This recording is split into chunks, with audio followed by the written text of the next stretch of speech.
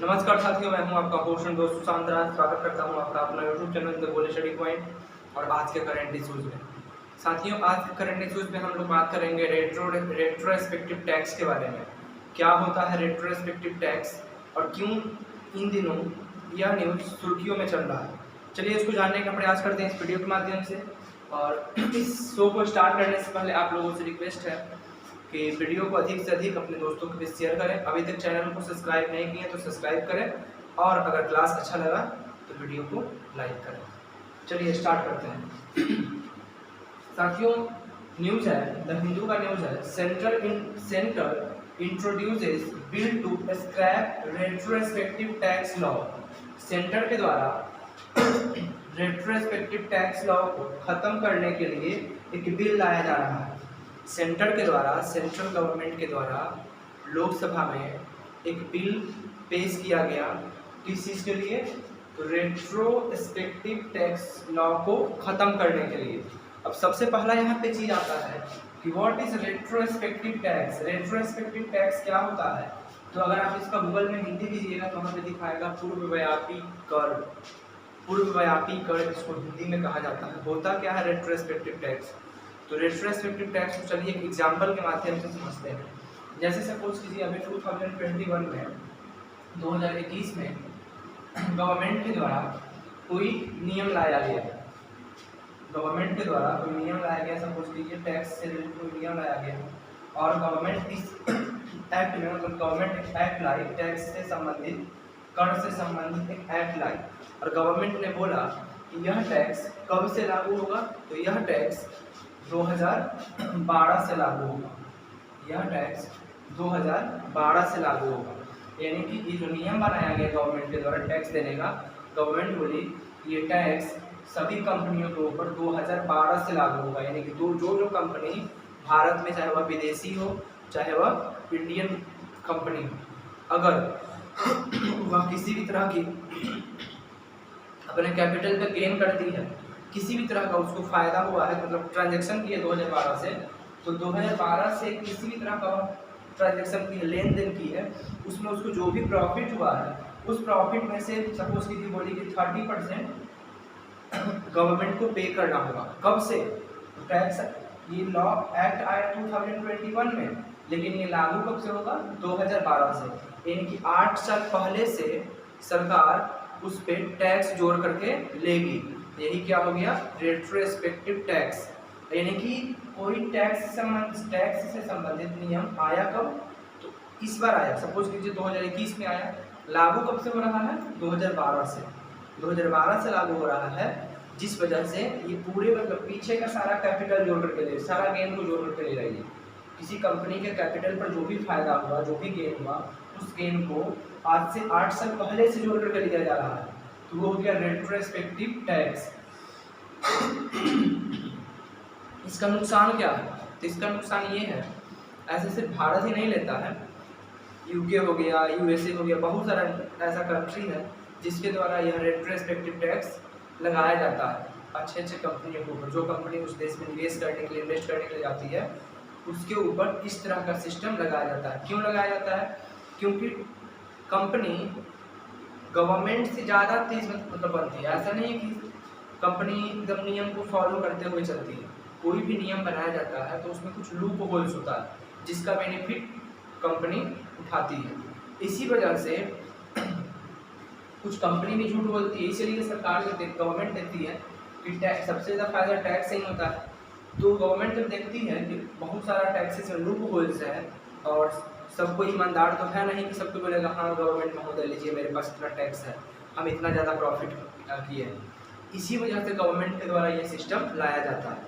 इससे नुकसान ये होता है कि जो बाहर की, मतलब विदेशी कंपनी होती है, वह किसी देश में आने से कतराती है। क्यों?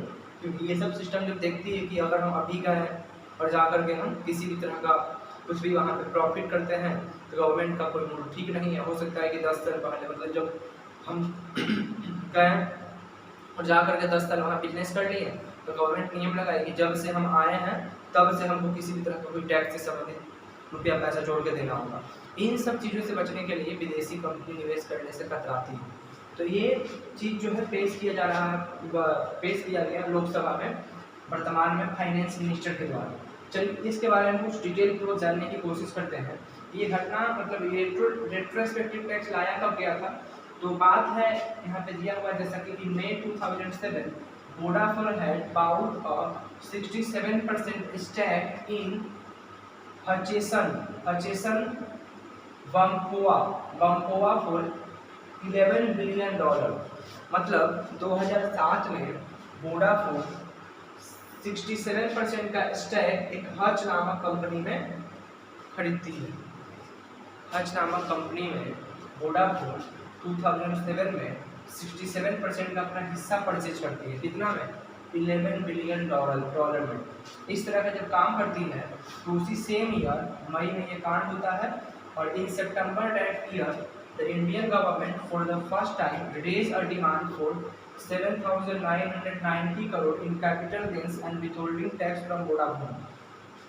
जैसे ही इस तरह का इतना बड़ा प्रॉफिट होता है तो उस समय की जो वर्तमान में तत्कालीन सरकार रहती है यूपीए की सरकार के द्वारा वोडाफोन से डिमांड किया जाता है कि लाओ भाई पैसा निकालो। कितना?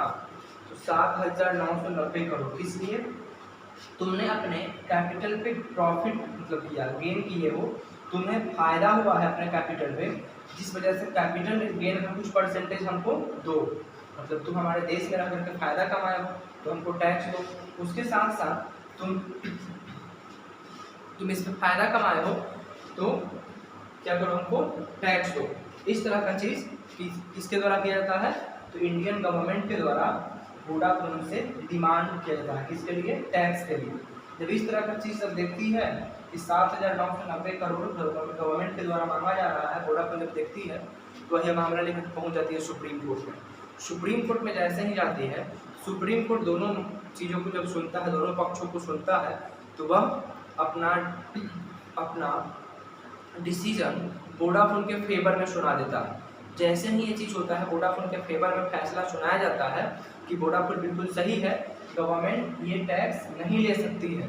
गवर्नमेंट का जो अपना हक बनता है वो हक ले, मतलब जो टैक्स का चीज़ बनता है वो चीज़ ले। इतना ऐसा क्यों कर सकती है? मतलब किसी को सपोज कीजिए, अभी मान लीजिए अभी कोई मतलब कहीं पे कोई नियम है कि अगर कोई 100 रुपया कितना भी तरह का प्रॉफिट कमाता है, कोई भी पर्सन अपने कैपिटल में किसी भी तरह का प्रॉफिट करता है, सपोज कीजिए नियम है कि उसको 5% इसमें से पे करना होगा।